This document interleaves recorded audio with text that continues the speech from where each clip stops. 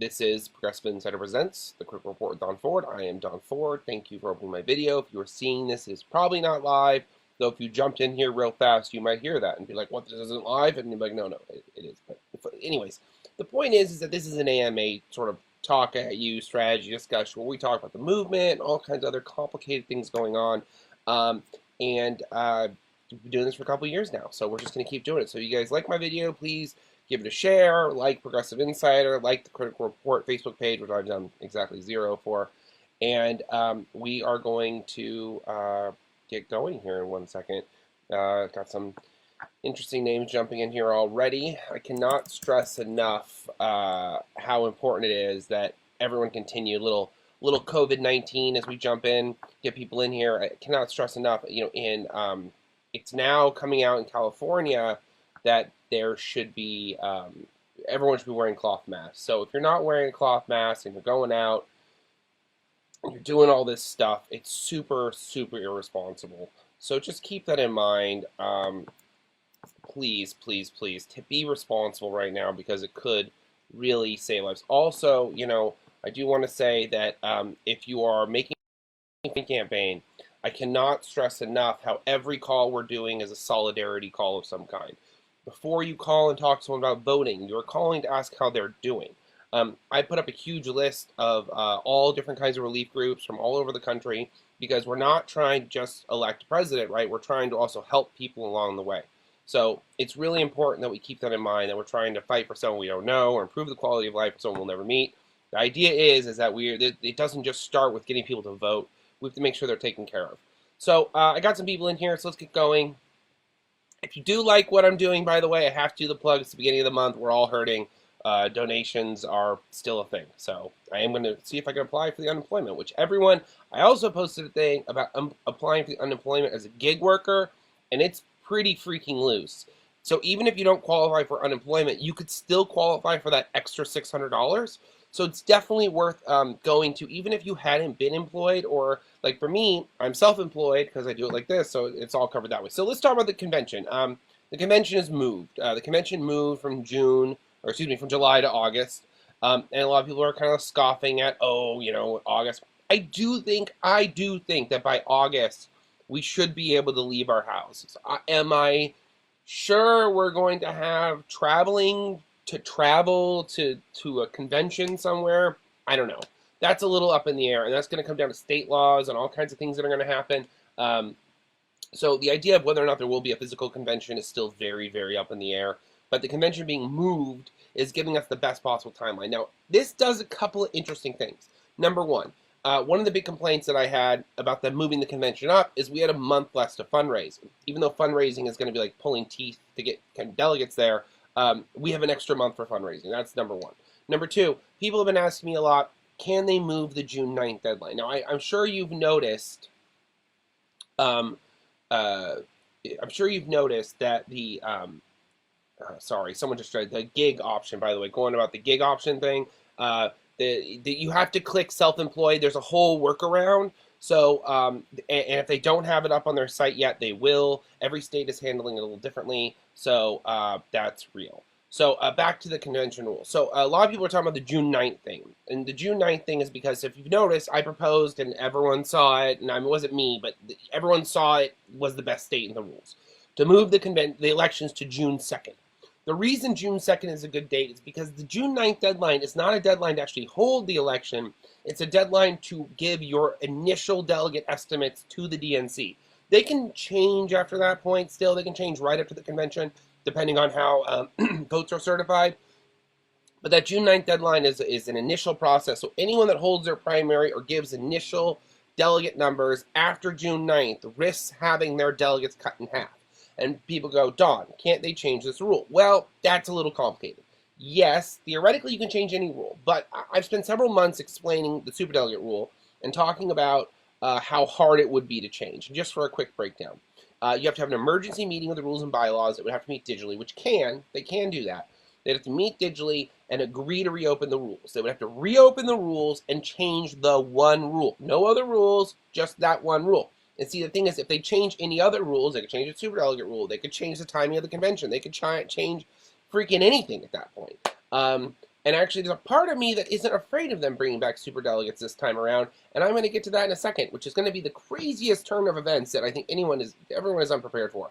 But what it's all coming around to is this rule's really hard to change. Now, the rules and bylaws, co-chairs could work with the DNC chair to come up with some agreement to extend that deadline, and because it's not pushing a rule back, as long as no one in the body complains, then theoretically, I would find that acceptable. If the I think it's he's named Roosevelt. Roosevelt is his name.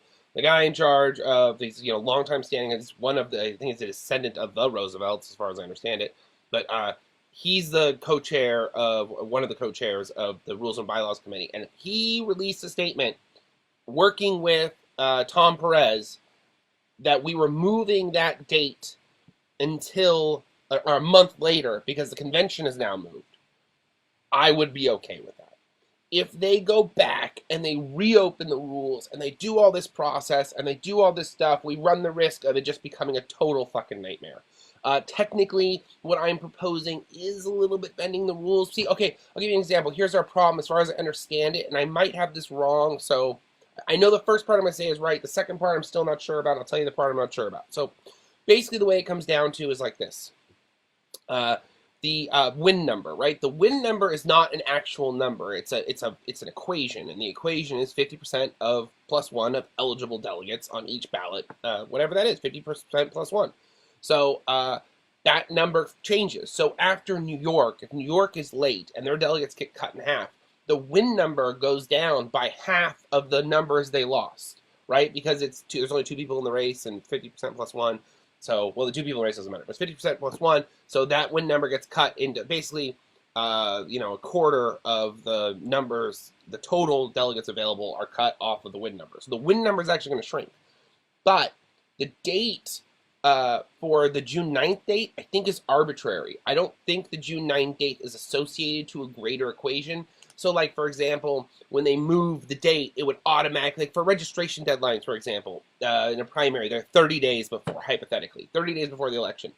If you move the election, usually that's not set to an arbitrary date because elections move. Usually it's set to 30 days before an election. So if the election gets moved, technically re-registration should automatically open. That isn't always true, but generally speaking, that's how it's supposed to work. And you could sue to make that argument, depending on how the law is written in a given state. But the date for June 9th is not written like that as far as I know. I could be wrong. This is where I don't know. I don't know specifically. My understanding is it's not. So this is where it comes to sort of an extreme circumstance of the committee chairs have to come together with the DNC chair, maybe some executive committee, and make like a vote. And as long as there are no objections, usually these are only problems when they shorten things. Like if they tried to bring back superdelegates, that would be kind of problematic. But if they just move this deadline because of the C-19 epidemic, that would be acceptable. So that's the thing, because the DNC, like everyone says, the rules are more of a suggestion, and that's really true. Except that we hold them to these rules, even when they are just a suggestion, because if they can't hold true to the suggestions even, then how can we trust them to be a frontline defense against Republicans, right? I mean, that's ultimately what we're talking about. We're talking about frontline defense in a war, a social war of taking away rights or giving people rights. And we can't let the people on the front lines of the war to give people rights be willing to take away people's rights, because that's how the Democratic Party goes about losing its major party status, is because we're in a binary party system. It's not two major parties, it's a binary party system. The reason that's important is because they are two that push against each other. They don't work together. As soon as they start working together, one of them has to go. It's different when you do bipartisan and they meet in the middle, but as soon as one is doing the other one's bidding all the time, like the Democrats will do to the Republicans if progressives don't stay up their butts, then it really is the statement of, do we have two parties? And if we don't, can we make that argument to the public?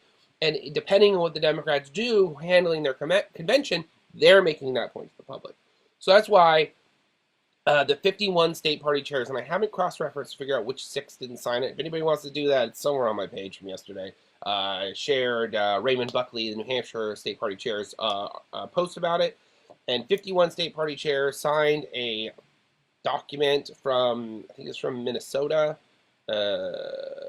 from Ken Martin put it together. He's the ASDC chair. He's the guy I worked with for elements of the superdelegate reform.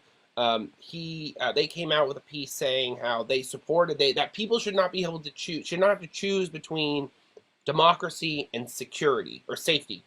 So they're making the point that all, I didn't read it. I need to read it again. I talked about this last time on my stream. I haven't read it as thoroughly as I should have. But the point is, they made this big argument about how that people should be able to vote and voting should be safe, and we shouldn't be doing this thing. Because what's happening in Wisconsin right now is fucking crazy. In Wisconsin, they're pushing forward with it's in their constitution. Apparently, it's an issue, and so they're pushing forward with their in-person election. Now they're getting unprecedented vote by mail ballots, but they're threatening that they're getting, like, the Wisconsin government is so fucked up that they're like, no, you can only vote in person. Okay, well, you can vote by mail too. And then so many people sign up for vote by mail. They're threatening not to count those ballots. Not to mention, there's no guarantee on the ballot count we're going to get on election night. So no matter what happens with Wisconsin, it's going to look like they're going to make it look like Bernie got wiped out, and they're only going to count like 5% of the ballots on election night because it's all crazy. And then we're going to have a new outbreak because you got to remember, people are like, well, how long are we going to have to social distance for? We are going to have to social distance for as long as people won't social distance. That's how this works. You have to, like, it's a communicable disease. It has to, well, it's a communicable virus. It has to die out individually in your house, in your body. Hopefully you don't die with it, but that's what has to happen. Try to let people die with it. That's why these numbers where they go, well, this is really kind of a scary number I'm about to bring to everyone. So according to the official numbers, and where we're talking about this virus, just so people can really get, we'll go back to the convention because I'm not done with that. I'm going to make you have to watch quite a bit to get to the part about Joe Biden that I want to get to. Is that we have numbers, this isn't loading for whatever reason. Okay, we have numbers 1,007,977 confirmed cases, of which 52,771,000 people have died. Now, what is really bad about that, what is really terrifying, is that that's 5%. That's 5%. That's almost exactly 5% of the population. And I said to you guys a while ago that we're looking at a 5% thing, and I was getting really happy because the rate was down to 2.8% until Italy and Spain and USA started having cases that were getting actually recorded, because that's the big thing. We've been having cases. Everyone is starting to realize we've been having cases since November. Like, people are starting to put it together because the first transmission that the first sick person in a hospital is November 17th in China. That person is just the first confirmed sick person. That is not the first person that came in sick. That is not the transmission point. That still includes a 2-week incubation period with 5 to 6 days to get get actually sick. So you're looking at like a late October initial whatever happened, and the theory is right now it's a bat that jumped to a pangolin. That apparently the pangolins, people carry them like on their bodies when they traffic them in the black market. So they're saying that the theory is loosely that in somewhere in that operation, because it's not the wet market itself, it's from, they have people that were before the wet market where everything is getting blamed at the moment, even though they are banning wildlife eating, and dogs and cats just got banned as food, and they're really stepping up, at least finally, to protect life. It's crazy the things I mean, food is food, but it's kind of wild what they go out and eat in mass. So that's some good stuff that's happening, on that note. But I think that the pangolin to bat thing and how it jumps is really fascinating, but it's dangerous, and it creates this high mortality rate of 5%. And when I put a 5% of America is 16.5 million people. I would say right now we're looking at about 2 million people dying in America pretty safely. I think the American government is saying 200,000 with 100,000. It just depends on how bad it blows up here in the next couple of weeks and how many doctors and nurses we lose. Like, we're still having a huge problem with PPE. We're also learning more about how the viral load works. So, like, if you get a little bit of virus in you, you get a little sick. But if you get a lot of virus in you, you get really sick. So, like, healthcare professionals that are working around a lot of patients, it's not like you just get exposed to this once and then you're exposed and, I'm exposed. No, you get exposed, and then you get exposed, and you get exposed, and they compound, and they build, and they build, and you get more of them and more of them. And that's why doctors are dying that don't have proper PPE, is because they're getting this huge viral load. So this is a whole other issue that's coming of this. It's not like normal viruses in that way, because if your viral load gets too high, it fucking kills you. And that's one of the things we're learning. We're also learning that it absolutely spreads. Like, just if you were in the room with me and I had coronavirus and you were this close to me, you would be catching coronavirus. Just me talking, not even spitting, just me talking. I'm a spitty talker, but this close is all it takes right now. And this is like why they're saying that people need to be wearing masks and all sorts of stuff. So just keep that in mind, guys, as we're moving forward. Take this real seriously. Don't get on that whole, oh, it's not an N95 or it doesn't do the wraparound or what, anything, a bandana, anything to cut your risk and lower your viral load, because the more exposure you have, the higher risk you are, and that's just ultimately where we are. So I do want to talk about someone who else is at high risk, and I don't know if you guys noticed, but a couple weeks ago I've been talking about Biden having something called a TIA, it's a type of, it's like a mini stroke. It's a type of attack. That attack is, I can't remember the actual medical term for it, but you can look it up. It's called a TIA. And people argue over whether or not it's called a mini stroke or not. But basically, when he like forgets what he's doing and he wandered off set and he did a bunch of weird things, those are all TIAs. They're basically leftovers from his brain aneurysm surgery. So it's like a hiccup in the blood in your brain. In your heart, it'd be a heart palpitation kind of, right? Or a hiccup would literally be like a hiccup, but it's like a brain hiccup. And so they were getting worse. And the problem is that TIAs are symptoms of strokes are coming on. So when Biden disappeared for a couple of days, my theory is he actually did have to get his TIA, his brain treated, which is where that brain surgeon talked about the incision and all that sort of stuff. Also why his skin tone is weird. Also why he's only wearing the same suit and everywhere he goes. Also why a lot of things are going on, because there's something weird happening. Biden needed more time. And that's the thing. The neoliberals are trying to do the same thing. Thank you, transient ischemic attack. The neoliberals are trying to do the same thing they did with Hillary, but with a much weaker candidate. Hillary was a bad candidate. We told everyone that she wasn't going to be able to campaign. She didn't have the energy and endurance to go to places. And she literally did not have the endurance to go to places. She literally did not go to states she needed to go to. We were right. We were really right. It didn't matter people showing up. Politics is about personal connection. And if your person cannot make a personal connection because they cannot physically be there, they're not a good candidate. Also, really important to distinguish, president is a full-time job. It's not a job you get to turn on. I mean, Trump is doing a terrible job going golf, doing whatever. Biden couldn't even do that right now. Like, Biden couldn't even, we know it. We know Biden couldn't even do that. So the plan is, the neoliberal plan has been, go behind Biden. And we've talked about this a lot. Get behind Biden. Biden can beat Bernie. Maybe that apparently that appears to be true in some element or another. But Biden can't beat Biden. Like, Biden can't do the whole process. That's why they're kind of trying to cut the primary short. And that's why the state party chair is coming out and saying, no, the primary must continue, because the state party chair's job is to win. So they're not going to want to put up a candidate like Hillary again, but a weaker version of it that's less together. Because, like, energy issues are one thing, but brain issues are a whole other thing. You can come back from energy issues. You cannot come back from brain issues. I mean, you can if you're really young, but no, you can't. He can't come back from this, and they know he can't. So I think that the Democratic Party, you know, like the DNC upper echelon, not all the executive committees, a couple of them are very friendly, but, you know, good portion of like the neoliberals. You got to remember when we're talking. I've been breaking this down in this for a little while for you guys, but the automatic delegates break down into different groups, and they have different power at different times. The DNC, you know, executive body, always very powerful the whole time. They'll say they're not, but they are. The DNC voting body is very powerful in non-primary season. Whenever there's DNC meetings, they're the shit. They make all the big choices. Senate and Congress, all the House, they only get like 1 or 2 reps. They don't get like a 450 voting body. Then there's the neolibs that are like secretaries of states, governors, a lot of the Black Caucus.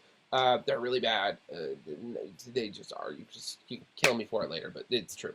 So the point is that those are the ones that really stand in the way of progress. They're all like millionaires or billionaires or something crazy. The guy in Colorado is worth $343 million. We get congressional members. They're all doing insider trading, making tons and tons of money. These are the people that are standing in the way of progress. Now, these people only make up a small part of the body, though. These are the people that are trying to screw over Bernie. These are the people who, because Pete originally, the original rig was with Pete. And Pete's rigging was through the state party chairs. But he only got like 2 or 3, 4 state party chairs, and everyone kind of knew what was going on. So as soon as the first guy got caught, everything fell apart. That's why it was going to be Pete and probably Amy, honestly, at first. And then now they're going to put Biden in, and they're going to try to get Biden, limp him through the primary, and then get Bernie to drop out. This is their mindset because they can't bring superdelegates back. Get Bernie to drop out. Once Bernie drops out, Biden can go silent. This is before COVID-19. Biden can go silent and then pop up at the convention, act confused, and then a week later, they can basically do a vacancy fill. They can basically pull a Dave and say, oh, well, he fell down the stairs or, had sex with a prostitute. That's actually what happens to Dave. And so the story is they can do whatever they want, and they can fill a vacancy. So the DNC board meets. Then but the thing is the process for appointing a vacancy is a little vague because the DNC chair meets with the executive committee, then they meet with the Congress, then they meet with the House. Excuse me, I always break up. They meet with the House, they meet with the Senate, then the DNC body votes. So it's a little unclear if the DNC chooses it or if they mean the DNC voting body. And I think it means the DNC voting body. Now, where this comes around, where I said, okay, these 51 state party chairs signed this document, and what does it mean? Well, and they want the primary to continue. This means that they kind of know Joe Biden is a weak candidate, and they don't want to put Joe Biden up against Bernie. See, the convention process exists for events like Biden remorse, like we're having right now. We're having Biden's remorse, we're having Biden's remorse, okay? Where people are having remorse for choosing Biden because they're realizing that this event has changed, the situation has changed. We need a wartime, and look at all the CEOs, there's this thing going on with the CEOs all changing out last couple of months. That's because they've all changed from a peacetime CEO to a wartime CEO. And this is actually, I believe these are official business terms. And right now, we need a wartime president, but not we've had wartime presidents, everyone said these bullshit wars, but we need a wartime president, like a real president that's going to talk about how are we going to get through this. And I think that the primary exists to test the candidates. I think that if we are getting this 2-month delay and this situation, it's not a test, it's a real situation. Like when Trump took over the White House, Obama's team had something called the transition process where they would give them tests. And one of those tests was a worldwide pandemic because we've all known this was coming. This isn't like a random thing. As a matter of fact, we've known about this virus was on the loose for a while. So we've been waiting for it to cross over to humans. We've known it was in bats for a long time. We just hadn't known the pangolin crossover, that no one saw that come. It's very hard to get the bat biting thing doesn't happen that often. It does happen, but it doesn't happen as much as you think. And someone has to be infected with the bat has to be infected with the virus too. So it doesn't happen a ton, but we knew it was going to happen. We knew it was coming. So this right now, what we're going through is not a test. This is the real thing. This is the real thing. I'm going to get to that in 1 second, Dave. Someone said thoughts about installing Cuomo. That's where I'm headed with this. So we're getting this test, and people are seeing it in action. We're seeing this enthusiasm gap. We're seeing these young people. Also, this virus disproportionately affects older people. And this is the oldest consistent voting bloc. And this is a terrible thing to think about, but if the Democratic Party wants to continue putting up a fight against the Republicans, they have to have a serious conversation about who their voting bloc is. Because right now, we have no idea how many people are going to die, and I just said 2 million, which is kind of low, considering we have a 5% estimate. Not to mention, by the way, if we're talking about putting up Biden, I don't know if you guys caught it, but Trump is talking about expanding Medicare and Medicaid. His exact quote is, let's see if I have it right here. His exact quote is, "It doesn't seem fair that 30 million Americans are uninsured and suggests he may extend Medicare and Medicaid."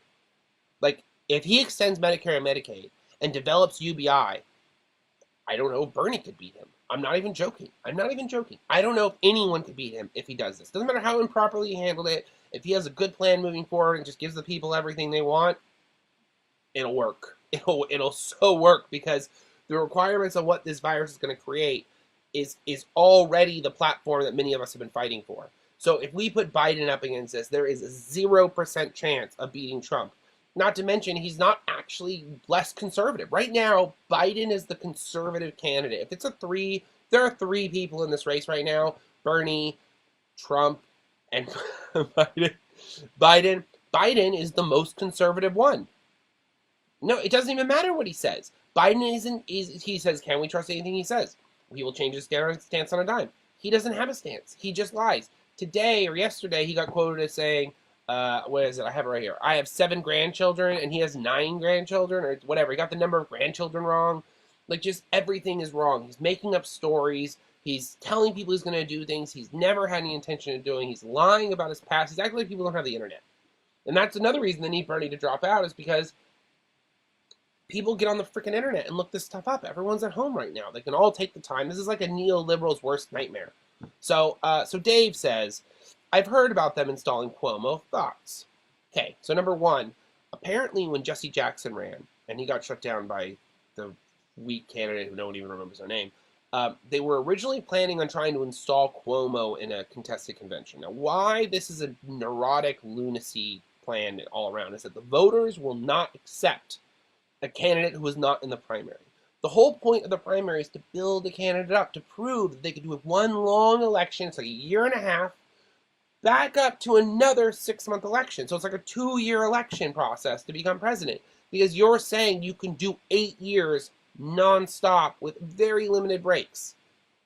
So if you're saying you can do that, you need to be able to do that. And that's what the primary exists for. So neoliberals, they're not concerned about, and I've said this many, many times on my show, they're not concerned about winning the primary. They're more concerned about taking control of the party and re-seizing the assets as consultants. So when we talk about Cuomo, and we talk about installing someone else at the convention, and we talk about all this other stuff, installing someone else at the convention is basically impossible. And I don't think the automatic delegates would let it fly. Also, you got to keep in mind, we have like 130 unpledged, or like 150 unpledged delegates that are on the first ballot. Plus, we have no idea what's going to happen in the rest of this election process. It's possible that if this goes so crazily south that we could see like super delegates brought back to make Bernie win. I mean, things are crazy. Things are crazy right now, and the irony of that would be super thick. It would be super hilarious. That would be the conclusion no one saw coming. If superdelegates get brought back to make sure Bernie wins, because Joe Biden will not. He won't even make it. And if they install another candidate who's not Bernie, he won't make it either. It's going to be a he. It won't be a she. Like, the best thing they could do is do a Pete and Amy, but in order to make that happen, they made Pete drop out too quickly. What they should have done that would have been much smarter and made this a total fuck show is they should have left everyone in the race through Super Tuesday. Bernie would have gotten more of a lead, but I think they really underestimate how bad his campaign was being. I know this is like, I'm very pro Bernie, but his campaign is being run really poorly. And as much as we're blaming like all the candidates backing behind it, a lot of the numbers were already where we thought they were. So though Biden got a huge advantage, it doesn't say that Bernie would have gotten more delegates. Like, it's not like Bernie had a bigger vote gain in Florida compared to everyone else. All those delegates would still be unpledged, or they'd just be aligned to other candidates. Like, that's where kind of like the math on the, they all decide to back this other candidate. Yeah, that's why you're losing to Joe Biden, but that's not why we're losing. I mean, we're losing because the election's rigged and everything's being totally unfair and things are being closed and everything's being screwed over. And yeah, that's all totally true. And it's a complete fuckery fuck show. A total fuckity fuck all the way. Absolutely. But we also have our own problems. And when you talk about attrition, you're trying to win an election or control the presidency or save lives, you have to look at it as like, we have to expect a certain amount of fuckery from the other side. And we have to make sure we limit and cut down our fuckery as much as possible. And it just didn't happen. It didn't happen. I think that everyone in my chat at this point knows it didn't happen. If you work for the campaign, you know it didn't happen. That's okay. We can still fix it. We got time. We got 2 more months. We got like a month and a half. But we got elections coming up. We got Wisconsin in a couple of days. We got Alaska deadlines happening right behind that. We have Hawaii deadlines coming up just as quickly. Then we have Wyoming, which the flyover state of flyover states. I drove through it a couple times. Actually, I've been to Wyoming. It's very nice. It's like Arizona of the north. Less orange, more red. Point is that it's kind of like khaki, really. But the point is that we have these elections coming up real fast. We also got Puerto Rico, which might get moved, and we got Ohio right after that. Plus, we got Guam and Kansas going on. We got elections still in April. So I do think that the DNC needs to move the deadline, the June 9th deadline, and I think they need to move the deadline via the Rules and Bylaws Committee, and they're going to break the rules to do it. And I think that because the convention's been moved, I think it could be. Yeah, Dave. I know. People are like, I hope you're right. Pushback against Bernie is strong. I don't trust. I don't trust him either. Don't assume like this is not a like go donate to the DNC conversation. No, donate to me. I need money. But when it comes to what's happening, this is not normal business. This is nothing normal is happening here. Biden was no one's chosen candidate. They're only picking him for the Never Bernie crowd. They thought that he was the safest bet to get behind, Stop Bernie movement. But I told them when they did it, they've made a horrible mistake because they didn't think the virus was real. They didn't think the virus was real. They didn't think it would actually delay processes. They didn't think like we would get rescued from being internally sabotaged at the last minute.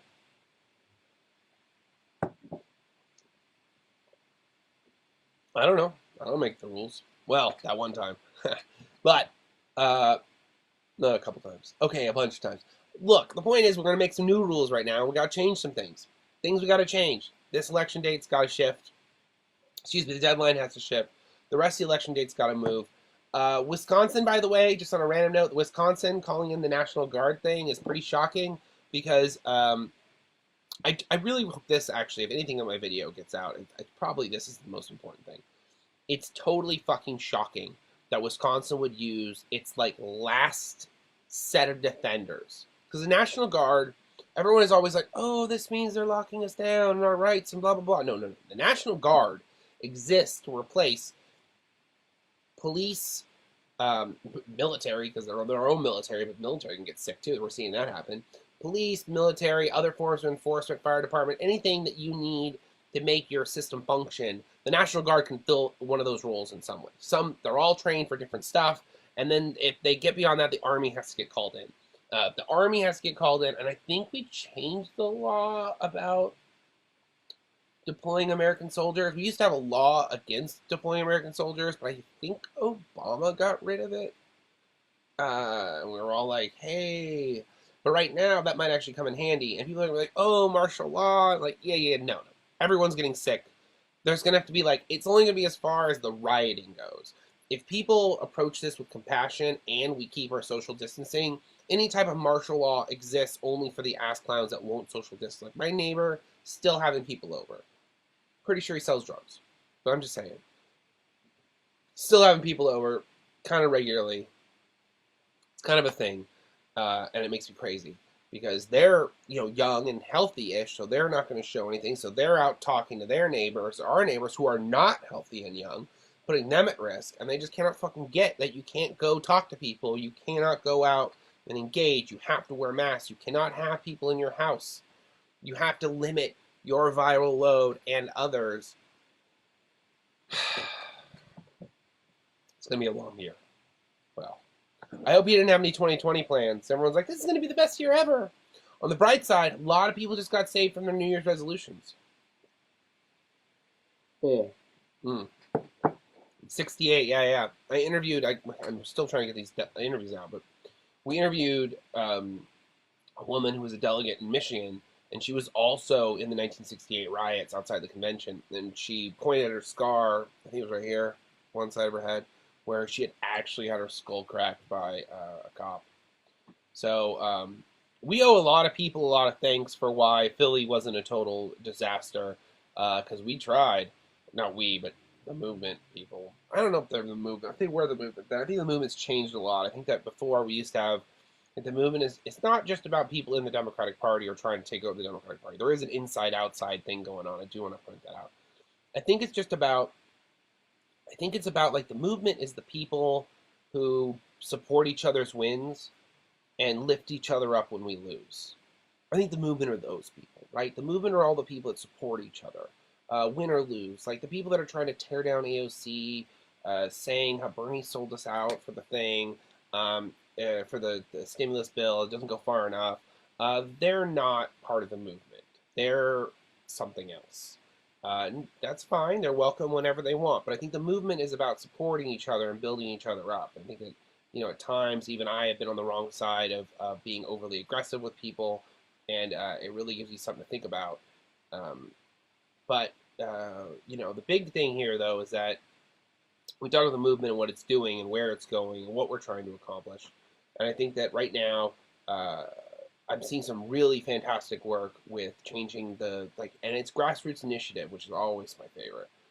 People taking an initiative and then forcing the campaign to follow, because that's really, we're supposed to be a movement-led campaign, so the movement kind of knows what it's doing. We didn't hire. See, the big problem with the campaign right now is we didn't hire any movement people. None of the people in the campaign are movement-oriented or focused. I mean, there's, of course, it's not a blanket statement, but generally speaking, the majority of people in the campaign don't have a lot of experience with movements. And the social experience, social movements they do have is relatively modern or really old. There's really nothing, there's no healthy in between. A lot of people in campaigns just work so hard to get out of the grassroots as fast as possible that they kind of lose track of what got them there. So I think that the people picking up the slack right now for the doing the solidarity calls, that's the idea that is so important. Karen, you said fight for someone you don't know is what we should be all about. And I want people to think about this. My saying before Bernie launched the fight for someone you don't know, I had been saying for a couple of years now, the movement exists to improve the quality of life of people we will never meet. And I don't know if meeting someone on the phone counts, but I think the fighting concept isn't really the right message right now. And I think that that's going to sound like, oh, well, Don, you're kind of being a wimp. But I think fighting for them isn't the right message. I think that the message is improving the quality of life. Right now, we have a quality of life issue, and fighting for someone is a little arbitrary. And we can also forget that like fighting with someone can end up fighting with someone. Fighting for someone can end up being fighting with someone. And so, whenever you're into this fighting mentality, you lose sight of the improving the quality of life aspect. Because I have to like think about right now, like if I'm going to complain about something and say, oh, there's this problem. Or, like, for example, I made a statement a minute ago where I said there aren't a lot of movement oriented people. And I just stop myself and go, this is, that's a blanket statement, and that's not really appropriate because there are people in the campaign who are very movement oriented, and I've just erased them. And that's not appropriate to them, and I've hurt someone. If someone saw that, and I said that, and I'm talking about them, that would hurt them. Now, there are some people who are fucking dumbasses that need to get stung a little bit because they're fucking us over, but that's a different story. Yeah. It's Karen, that's true. Quality of life, but yeah, I'm talking about the fighting for Medicare for all. That's true, but we don't really need to fight for Medicare for all necessarily right now as much as we did before because it's happening. I mean, we need to push for it, but fighting isn't necessarily the answer because we need health care. Everyone's talking about, Trump is talking about expanding Medicare. Now is the time to push and drive the issue totally. But that's still improving the quality of life of people we don't know. And I'm saying it from the perspective of an attitude adjustment. If I think the attitude of fighting is the wrong attitude, but the attitude of improving is the right attitude. I think I got it on this one. I was really careful about because I definitely feel like the Bernie campaign. This is going to be a little hard for some people to hear, but Drea and some of these people who've known me a long time, the Bernie campaign tries really hard to erase me, and they basically copy the things that I do or duplicate them and make them like a similar version of it. And they did that to me with this fighting for people you don't know. Maybe Bernie's been saying this for years, but I've never heard him say it. I've never read it in anything. I've never heard it brought up as an issue. I've been saying this line for years, and then suddenly it's this idea that they have advertised on everyone, and it felt like it was erasing what I was saying. So I kind of like sat back and like let it play out because Bernie, I don't think Bernie actually came up with that. I think a bunch of young people sitting in his office came up with that, and I don't know. Maybe it is all him. Maybe it is. I don't know. I can't speak for anyone. All that I know is that it doesn't hold up. It's not holding up. The original one holds up better. And I think that that is an attitude issue that we really have to be mindful of. And this is where like our leaders are our leaders, and we trust them to lead on certain elements and like see the big picture. But I mean, it was only like yesterday that we finally got Bernie's team to send out a tweet for the Wisconsin vote by mail ballots. I mean, we've been talking about this stuff for weeks. The deadline's been going on for months. And they sent out a tweet yesterday. I've been live streaming about it as much as I can, and I've been slandered relentlessly into the ground. I mean, if I hadn't been slandered in the ground, people would have been more prepared for COVID-19 because we were talking about it in January. Like, we were talking about COVID-19 when Trump was getting briefed on it. And people were like, oh, Don, oh, I don't know. I was like, the superdelegate reform is real. People were like, oh, Don, I don't know. Pretty much everything I said, except for that something I said about Beto wasn't real. That was total bullshit. I just said that to make everyone feel better for the day.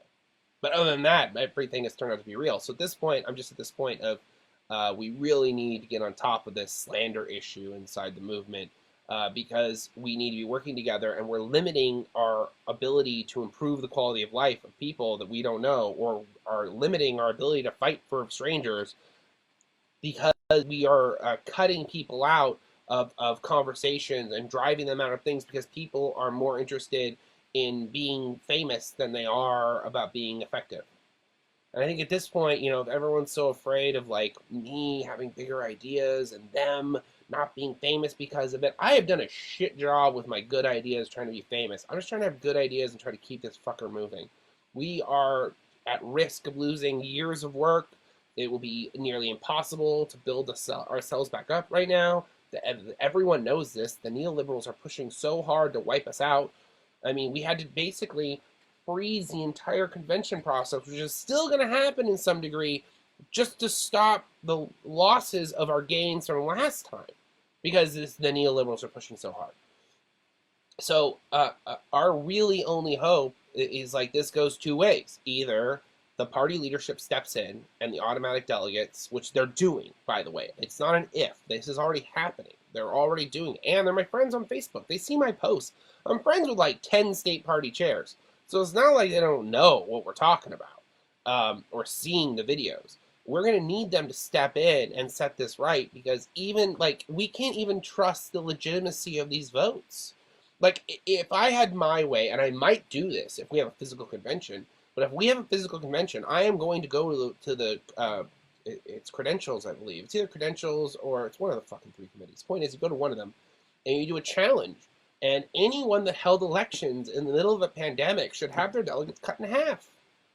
Florida, Illinois, and Arizona were not legitimate elections. Wisconsin is not going to be a legitimate election. They are not being managed or handled at a level that is expected of the DNC process, because the neoliberals are trying to shove it down everyone's throats. But the whole thing's going to backfire, because it's like in 2016, they knew they had planned for Bernie to be out by the Nevada Nevada County Convention, the Nevada County Convention, and we know that because they had no plan for the 20% of delegates who did not have ballots from the caucus night, because they were found out, and then we got all Bernie-crats in those positions because it was like the one time ever we used the texting system properly, because I tricked them sort of into doing it on their own. And so we're seeing the same thing now, where they're trying to rush through this process, and it's all built on the idea that they have to get Bernie to quit. If Bernie doesn't quit, like people are saying, oh, well, you know, if Bernie doesn't quit, it doesn't mean he's automatically the second choice. It literally means he's automatically the second choice. It is literally what it means. So, and I think that going to the rules and bylaws people with the position of that these delegates should get cut in half, I think it's something. They do open the rules of the convention, and that is something that can be addressed. So what they can do, Alexander, is they can propose a pre-rule change saying that at the convention they will extend the deadline to maintain the delegate process, so the delegates wouldn't actually be cut down, even though for the month between the election happening, the convention, technically they would be, but as soon as the convention goes through, then they'd be counted as normal, and then everything would go. That could happen. I don't think it'd be very good with the media, because we're running a problem with the media working with the neoliberals, and this is where things get complicated for the party leadership to figure this out, is because the media is trying to cram this through. So those like month and a half, 2 months, I haven't looked at the calendar how long it actually is, but April, May, June, July, so wait. June 2nd, end of June. July. Yeah, no, August. It's 2 months, right? So it's just 2 months. So those 2 months between the election and the thing where they are cut down, the neoliberals would still be trying to cram Joe Biden down our throats. Even if he had like lost every election, they would be saying, "Oh, well, this means this, and this is what's going on," da da da da da da da, and trying to like change public opinion. And then see what the media does is really makes everyone fucking sick. It's super grossed out. Is that they basically leave the door open for neolibs to neolib, and basically like, well, it has been changed, but it could get changed back at any minute. You know how these rules are, and they say these abstract ideas about like what can happen and what can't because they don't know. And if they can make it happen, they just want the public to be convinced that everything is fine, so they'll go along and keep taking their pills and keep going to work. So, this is why I said that the whole plan is like going to backfire massively, and I think it is, and I think that if the party leadership, is where I said they had two options. Number one, they step in and do something. That's possible. Number two, because this is what they exist for. They exist for this process, to step in and do something on this. Good to see you too, Dave. If you guys are working, please consider making a donation. Things are very tough, and we do have to keep going.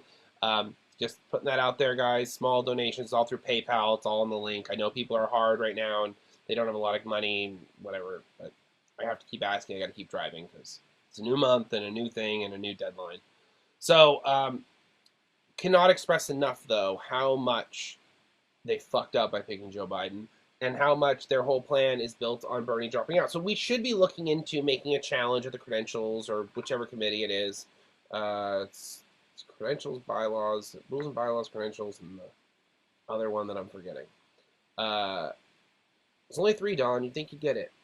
But, yeah, let's see. What does this say? Wouldn't that have to be input motion? No, that goes into the convention. You put it in earlier, absolutely. You could put it away. The Bernie campaign could absolutely find some type of motion with the DNC pushing to have every delegate count reduced. For discuss, though, until a little. Yeah, Perez and the DNC. No, you can't. You gotta skip. No, Alexander, you gotta stop looking at it as the DNC. The automatic delegate body breaks down into different groups.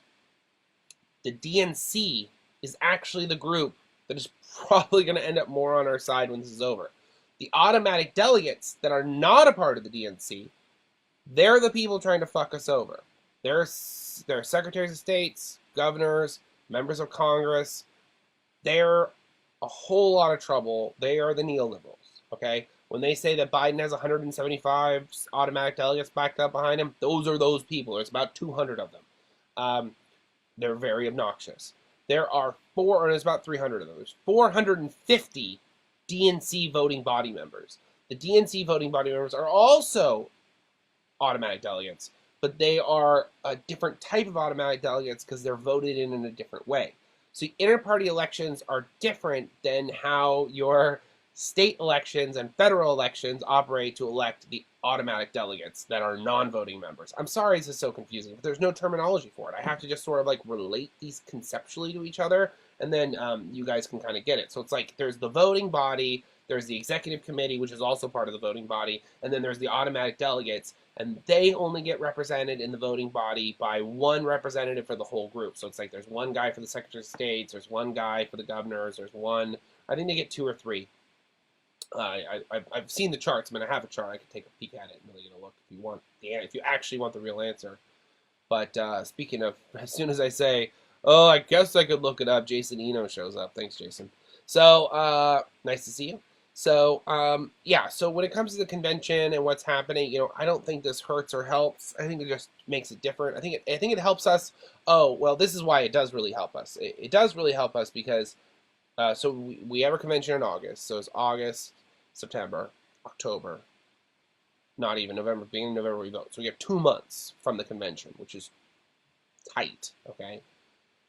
This has not been moved. They're going to blame, like if Biden wins the convention and loses to Trump, which he will, they're going to blame Bernie. But moving the convention is already made it extremely challenging if you don't have an exciting candidate. If you don't have a candidate people are pumped about, and with a new base, because your old base is kind of going to get hospitalized, and there's not a lot for that anyone can go. So it just doesn't give enough time, and there's definitely not enough time to fit another candidate in. So all this talk about getting Cuomo in, all this talk about cramming some other contested convention candidate in, not going to happen. The idea of filling a vacancy now is impossible. You can't fill it. 3 months is pretty impossible. 2 months, literally impossible. You can't do it. And no one's going to go along with it now. None of the executive committee, none of the other people. It changes the whole thing. And this is where it all comes back around to Biden's got to like make it through the whole thing, but at the same time, we're talking about 200 people versus 450 people, right? And even if Biden has a real good lead, you're still looking at, let's say Biden does need to get replaced because he can't continue, because he fucking can't. Then again, you can't replace it with somebody who wasn't in the primary. So though the rules do not say that Bernie would be the other candidate, it's just that the DNC is the voting body. So the final decision for the vacancy filling, it falls on the voting body members that are more concerned with winning, and the neoliberals get almost no say in it. So the neoliberals are super important during the primary, and that's why they're making this fucking so hard. That's why it makes it feel like they're pulling our teeth out every minute. The media's hitting us, the thing is hitting us, the people, the trolls are online are hitting us because they just have unlimited money to just hammer us for their tax whatever nonsense. They're trying to keep alive a system that we are watching crumble regardless because of the C-19 outbreak. So,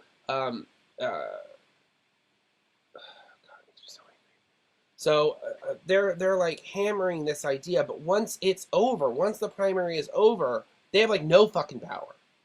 They have no choice in filling a vacancy. They have no power in what happens during the general election. They are very limited involvement with the coordinated campaigns. They are basically out of the picture. And that's why they're flexing on us so hard to make us be like, oh, maybe Bernie should drop out because this is really hard. And I didn't realize challenging the establishment would be so difficult. I think they really underestimate how much free time we all have. Especially now. So, we gotta wrap the last 10 minutes here. We gotta wrap this up. So, I think this puts us in a much stronger position than it feels like. I think that this puts Bernie in the position to be pretty much the only candidate if anything happens to Biden. And then there's still the potential that he could actually win the election on his own merit. There is a lot of underhanded backstabbing going on. There's still a lot of sabotage inside the campaign. There's still a ton of trouble getting the campaign to switch to solidarity calls. There's still, I mean, I don't want to make it seem like we're all in, honeymoon territory all of a sudden. There are still a lot of problems. But I think that this puts us in a strong position that if we fix the problems, we could win the election. If we don't fix the problems and we keep acting like everything is fine, then we're almost certainly going to lose, and then twice, and then 3 times. Because if Trump does win the presidency again, he's basically going to become Bernie Sanders in office. And that's going to sound like, Don, what do you mean? Well, he's basically going to have to do every social policy that Bernie Sanders has been pushing. And so all the things that Bernie is going to run on, Trump is going to get credit for. Now, see, the neoliberals might like that. They might think that's great because it kills our movement. But it also kills the party. Because the Democratic Party can't be... See, this is where you can text message and other things. Not really much, by the way, Karen, because you're wondering. Sorry, set me off a little bit on that. The point is there's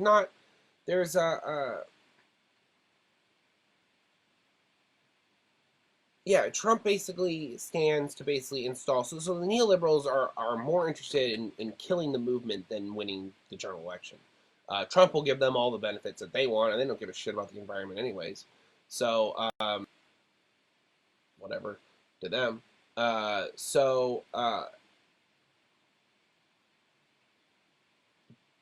Trump will basically just take up all of Bernie's issues because he's going to have to. Because whoever's going to be president next, the thing about Biden that scares me is whoever's the president next has to take up every issue Bernie is fighting. We have to have a jobs plan. We have to restart the economy. We have to redistribute currency. We have to do all this stuff that's really, really complicated that Biden will absolutely not handle properly. Trump will handle it properly because he'll handle it improperly at first, then eventually do the right thing. And then there'll still be fuckery in the midst of it. But it'll still be better than what Biden would do because he does care about popularity. Biden doesn't give a shit. Popularity? I don't care. Vote for someone else, Jack. So I do feel that Trump would do a better job in that regard, and I think we're getting that demonstrated on how they would handle this stuff. When Biden is saying, I still have not changed my perspective. My eye is so itchy. Failing the corona test. If Biden is still saying that he hasn't changed his mind about Medicare for all, but Trump is saying that he's thinking about expanding Medicare and Medicaid, well, we have a fucking problem. And that's where the neoliberals are like, well, we could just let Trump win again, and then we'll take over the party, we'll run that motherfucker into the ground. Basically, they'll leech off it like vampires, like they already do. We just got them out of there, basically, because they fucked Hillary up so bad that we were able to just, to everyone, got rid of a lot of them. So people were complaining with the DNC, have no idea how bad it really was beforehand. And no one really does, because nobody's allowed to see any of the paperwork. But anyways, so they basically let Trump win. They let him tick up all these policies. They suck the DNC dry. They turn it into a corporate party. And at this point, they lose their major party status. And what I've been saying to chairs lately, and I always have to check to make sure they kept my friend status after I said it, is that, you know, the Democratic Party is really at risk of losing its major party status, because you don't lose your major party. It's not like a trigger. It's not like a Jedi Master. Well, it is actually. It's like being a Jedi Master. Everyone determines you're a Jedi Master. You don't get to call yourself a Jedi Master. The Jedis call you a Jedi Master in a completely made-up world. In a similar made-up world of politics, you don't get to decide you're a major party. Other people decide you're a major party. And if other people decide you're no longer a major party, then you do what is known as lose your major party status. Now, at this point, a couple things can happen. Number one, a new party, god dang, I don't know what's going on, it's so itchy. A new party could emerge, hypothetically, but it won't be a third party. If you say to me, Don, it's time to start a third party, get the fuck out of my live stream. I've been saying over and over and over again, you don't start a third party, you start a major party. We are in a binary party system. So if there's an opening in the binary party system, why would the fuck would you start a third party? Start a major party. So and you may be like, oh, well, what's the distinction? One's called a third party. One is called a major party. One is basically a book club for your buddies, and one is an actual something that might get to rights of legislation. My book club does a lot of legislation, okay? So, the point I'm trying to make here is that the party still has to transform. So what you do is you take all the good parts of the Democratic Party, all the parts that are functional that the neoliberals haven't poisoned, and when they poison things to the extreme, you'll get a real sense of who is what, which we kind of already did in 2016, but doing it again would be really easy. So traveling around is cheap. In the right circumstances. So basically, you transform the party by pulling on its best pieces and then reestablishing what you want it to do and how you want to do it and gaining public support. So you have to have a transition of, as they lose public support, that you have to gain public support. And if they fuck this up and the state party chairs don't step in and don't do something, which they're, like I said, they're already starting to do, but we need more, they don't take that further, then they're at risk of being torn apart and the entire Democratic Party collapsing. And that's going to be a really dark 5 to 10 years while we get our shit back together. And the thing is, the neoliberals are still going to be running candidates. We're going to have attrition losses. They're going to be running like ad campaigns against us at a whole other level. Like, you know what I mean? It's going to be a whole other thing. But I think that coming out of this quarantine that we're on, this like super long lockdown that again is going for as long as people don't quarantine, I think that everyone's frame of reference is going to change. You know, the perspective on how you look at life is going to change. So I think that we need to build on that and jump on this in that moment. I think that coming at it with that from an organic response is the most powerful thing we have right now, because they could throw, I think we learned this with Bloomberg, and I really tried to make this point to everyone at the time, but you can throw basically unlimited money at people, but it doesn't change how they vote. They vote for things they're familiar with and comfortable with. Bernie scares people because a revolution is not what people want. They don't want things to change. But the thing is that everything is changing. And this is a good time for a revolution. And that's something that people have to accept. Because the things that they're holding on to, the things that they're maintaining, the things that they think are going to go back to normal in a month aren't. These people talking about their rental, oh, well, my rental, it's where I make all my money. And I'm like, well, then you shouldn't have all your money be made off investments.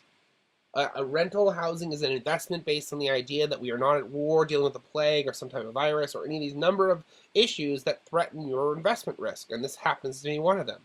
So, it's just the whole conversation on that we need to readjust what our society is for. Does our society exist for creating profit, or does society exist for creating improvements in quality of life?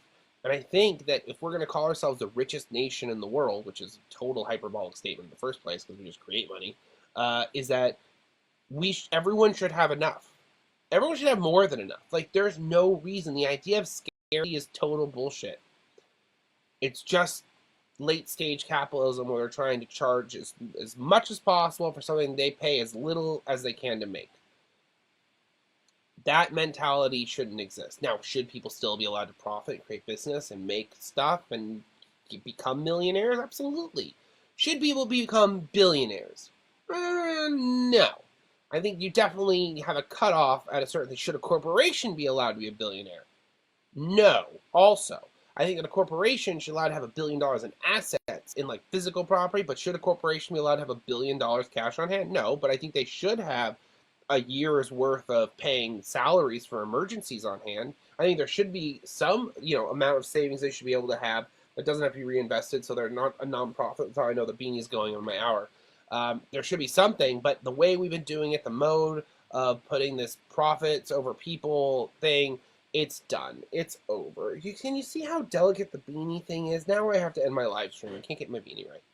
So, it's because it's mirrored. It doesn't. The Zoom isn't mirrored, and this is. It makes it very hard. Okay, so I'm gonna go because I'm being ridiculous. I'm gonna talk about this more. I'm feeling a lot better, by the way. A lot of people were concerned about me feeling sick.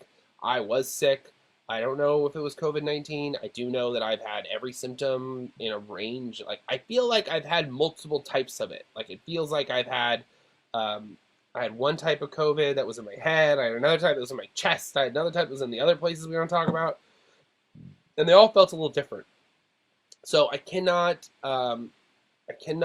make it clear enough to take care of yourself. Get a mask. Take it seriously. Yeah.